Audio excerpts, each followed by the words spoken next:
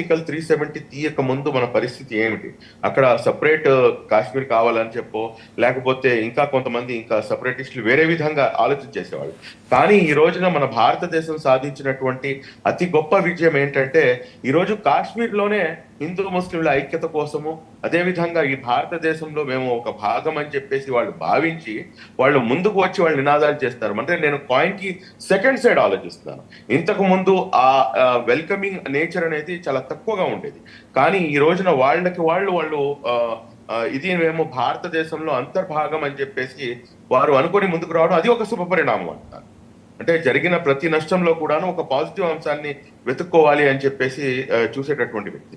ఇప్పుడు ఇంకో ముఖ్యమైనటువంటి అంశం ఏంటంటే, వాళ్ళ యొక్క బాధ వర్ణించలేకుండా ఉంది.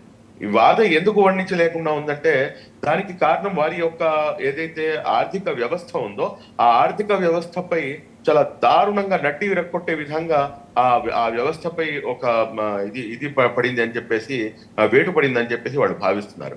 నిజంగా ఈ ఉగ్రవాదులు ఎవరైతే ఉన్నారో వీళ్ళు ధర్మానుసారంగా, లేకపోతే మేము ఏదో ముస్లింలకు మంచి చేస్తున్నామని చెప్పేసి వాళ్ళు అనుకుంటే కనుక అది మొత్తం కూడాను చాలా తప్పండి.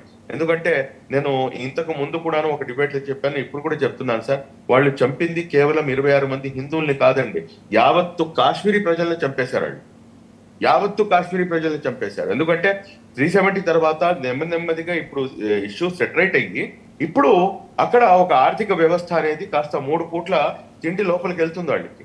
ఈ రోజున ఇప్పుడు ఈ సంఘటన చేసిన తర్వాత ఎంతమంది టూరిస్టులు ఇప్పుడు అక్కడికి వెళ్ళడానికి సిద్ధపడతారండి? ఎంతమంది అక్కడికి వెళ్ళి అక్కడ రూపాయి ఖర్చు పెట్టడానికి సిద్ధపడతారండి? ఇది ఒక పెద్ద క్వశ్చన్. రూపాయి ఖర్చు పెట్టడానికి ప్రాణం ఉండాలి కదా. ఇప్పుడు అది ప్రశ్న. రూపాయి ఖర్చు, ప్రాణం ఉంటే రూపాయి ఖర్చు పెడదామా 10 రూపాయలు ఖర్చు పెడదామా వస్తుంది. ప్రాణం ఉంటుందా లేదా తెలియని ఒక గందరగోళం. అట్లీస్ట్ ఫర్ అనదర్ 6 months అండి అక్కడ నార్మాలిటీ రిస్టోర్ అవటం. అంటే కాశ్మీర్ ప్రజలు వాళ్ళు తిరుగుతారేమో కానీ బయట నుంచి అయితే ఎవరు వెళ్ళరండి, ఫర్ షూర్ వెళ్ళరు. అండ్ మన వివిధ రాష్ట్రాల ప్రజలే కాకుండా. ఇంకా రెండో ప్రశ్న, నిన్న మీరు మాట్లాడినప్పుడు మీ ముల్లాలు, మీ మత పెద్దలు, రకరకాల పేర్లు ఉంటాయి వాళ్ళకి, వారందరికి కన్వే చేస్తున్నారు. How about issuing A fatwa to terrorist? దాని మీద ఏమైనా డిస్కస్ చేశారా? లేదండి, ఇది ఫత్వా ఆల్రెడీ దీనిపై ఉంది. ఏదైతే ఇటువంటి టెర్రరిస్ట్ యాక్టివిటీస్ ఉన్నాయో దీనిపై చాలా స్పష్టమైన ఫత్వాలు ఉన్నాయి.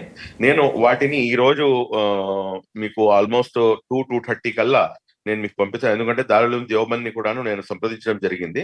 వాళ్ళు దీనిపై మేము ప్రత్యేకంగా ఇచ్చేదే ఉందమ్మా, ఇంతకు ముందు అనేక సార్లు ఇచ్చున్నాం మనం, వాటిని మళ్ళీ పంపిస్తాం, కావాలంటే మళ్ళీ ఇంకోసారి దాన్ని రీఫ్రెష్ డేట్ తో కూడాను మేము ఇచ్చి పంపిస్తాం అని చెప్పేసి చాలా స్పష్టంగా చెప్పడం జరిగింది. ఖచ్చితంగా సార్. ఎందుకంటే నేను మళ్ళీ ఇంకోసారి రిపీట్ చేస్తాను. 5వ అధ్యాయం 32వ వాక్యం చాలా స్పష్టంగా ఉంది. ఒక అమాయకమైనటువంటి ప్రాణాన్ని హరించడం సర్వ మానవాళిని కూడాను హరించినట్టే అని చెప్పేసి, ఒక ప్రాణాన్ని కాపాడటం మొత్తం యావత్తు మానవాళిని కాపాడినట్టే అని చెప్పేసి, as per this Puranic court చాలా స్పష్టంగా ఇది జరిగింది.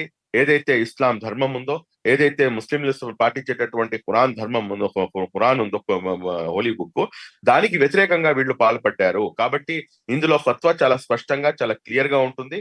ఈ మత పెద్దల దగ్గర నుంచి తీసుకొచ్చి నేను మీకు ఇన్షాల్లా మీకు ఖచ్చితంగా మీకు అప్పచెప్తాను. మీరు కూడా టెలికాస్ట్ చేస్తారు. రైట్ అండి. మనం ఒకసారి డాక్టర్ బిఎన్ రమేష్ గారు, former DGP West Bengal, as well he was IG operations Kashmir for about 4 years. వారికి తెలుసు సమగ్రంగా మొత్తం అక్కడ నుక్ అండ్ కార్నర్ వారు ఉగ్రవాద బాధిత ప్రాంతాలు కూడా. నాకు అవకాశం కల్పిస్తే నేను కొంచెం మళ్ళీ జాయిన్ అవ్వండి. మీతో మాట్లాడాల్సిన చాలా ఉన్నాయి, మళ్ళీ జాయిన్ అవ్వండి.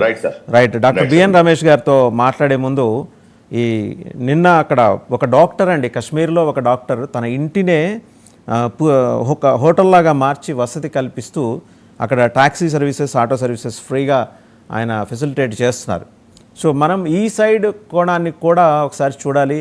అండ్ అది ఆ విజువల్ చూసే ముందర డాక్టర్ బిఎన్ రమేష్ గారు, మనం 2 అంశాలు మాట్లాడుకోవాలి. సింధు జలాలని ఆపేయటం, ఆర్థిక యుద్ధం ఆల్రెడీ భారత్ ప్రకటించింది. భారత్ తనంతట తానుగా కాలు దువ్వటం అనేది ఇంతకు ముందు లేదు, ఇక ముందు కూడా ఉండబోదు.